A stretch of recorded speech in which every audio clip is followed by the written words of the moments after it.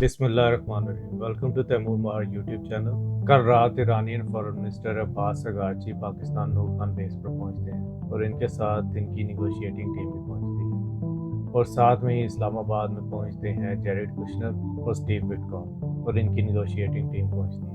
ये सेम ही डेलीगेशन है जो 11 अप्रैल को पाकिस्तान आई थी, लेकिन तब इसको लीड कर रहे थे वाइस प्रेसिडेंट जेडी वेंस और अब उनको माइनस कर दिया गया है और अब सिर्फ जेरेड कुशनर जो कि दामाद हैं डोनाल्ड ट्रंप के और स्टीव विटकॉफ जो कि उनके बेस्ट बड़ी हैं और ये दोनों इस पीस टॉक को लीड कर रहे हैं। लेकिन लगता अब ये है कि डोनाल्ड ट्रंप खुद आएंगे, क्योंकि इनके साथ जितना बड़ा एनवॉय आया है वो यही लगता है कि डोनाल्ड ट्रंप खुद आ रहे हैं। 9 यूएस एयरक्राफ्ट जो है लैंड हुए हैं इस्लामाबाद एयरबेस में।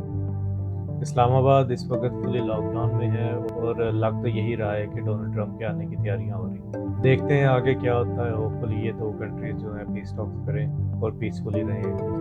13 अप्रैल से अमेरिका का ब्लॉकेड ईरान के ऊपर जारी है, लेकिन ईरान का अभी भी 170 मिलियन बैरल अफलोट है जो कि डिलीवरी होने का वेट कर रहे हैं और इस ऑयल से जितनी रेवेन्यू क्रिएट होगी उससे ईरान अगस्त तक चल सकता है। अब आते हैं ईरान की ऑयल स्टोरेज के ऊपर। ईरान की जो ऑयल स्टोरेज है वो काफ़ी गंभीर हालत में है और ये सिर्फ 20 दिन के लिए स्टोर कर सकती है अपनी करंट प्रोडक्शन रेट को, जो कि बहुत कम है और इसलिए उन्होंने अपने जो पुराने टैंकर्स हैं उनको ऑफलोड किया है और उसमें स्टोरेज शुरू कर दी। और ये सब स्टैट्स देखकर एक अमेरिकन जर्नलिस्ट ने सवाल पूछा है जो कि टकर कार्सन इज़ वेरी फेमस, और उन्होंने कहा है कि क्या अमेरिका अगस्त तक ईरान के साथ जंग लड़ सकता है और अगर लड़ सकता है तो उसकी क्या कीमत चुकानी पड़ेगी अमेरिकन लोगों को। और इसके साथ टकर कार्सन ने यह भी ऐड किया कि क्या अमेरिका किनेटिक एस्केलेशन के लिए तैयार है, क्या अमेरिका ग्राउंड इन्वेजन के लिए तैयार है या अमेरिकन इसके लिए तैयार है।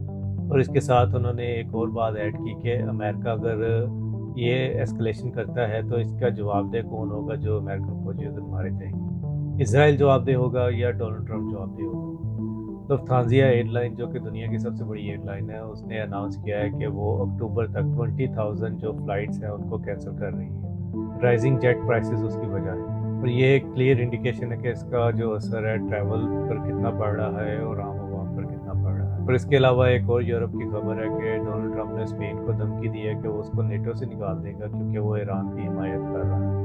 और इसके बाद Spanish prime minister Pedro Sanchez ने कहा है कि अगर डोनाल्ड ट्रंप वाकई ये करना चाहता है तो ऑफिशियल नेटो के फोरम पर जाए और वहाँ पे करके दिखाए। और फिर थर्सडे को डोनाल्ड ट्रंप ने एक और पोस्ट की और उसने कहा कि मैं अपने लोगों को कहता हूँ कि वो इस पर काम करना शुरू करें। तो ये डेवलपमेंट बहुत इंपॉर्टेंट है क्योंकि ये शो करती है वेस्टर्न अलायंस के अंदर क्रैक्स, क्योंकि इससे पहले वेस्टर्न अलायंस में कभी भी किसी के क्लैशेस नहीं हुए, अगर हुए भी हैं तो वो पब्लिक नहीं हुए। और अब आते हैं पाकिस्तान के कैश रिजर्व।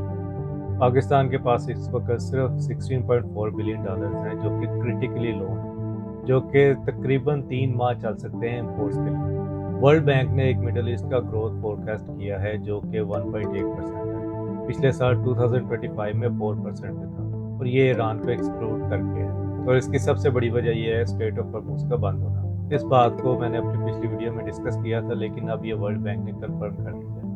24 अप्रैल को इजरायली फोर्सेस ने 12 फलस्तीनियन को शहीद कर दिया डिस्पाइट के अब सीज फायर है।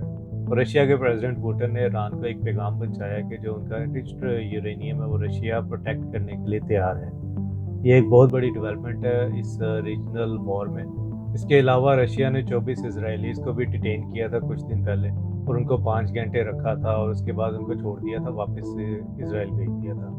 ये थी आज 25 अप्रैल तक की developments. Thank you for watching my channel. अल्लाह हाफिज़।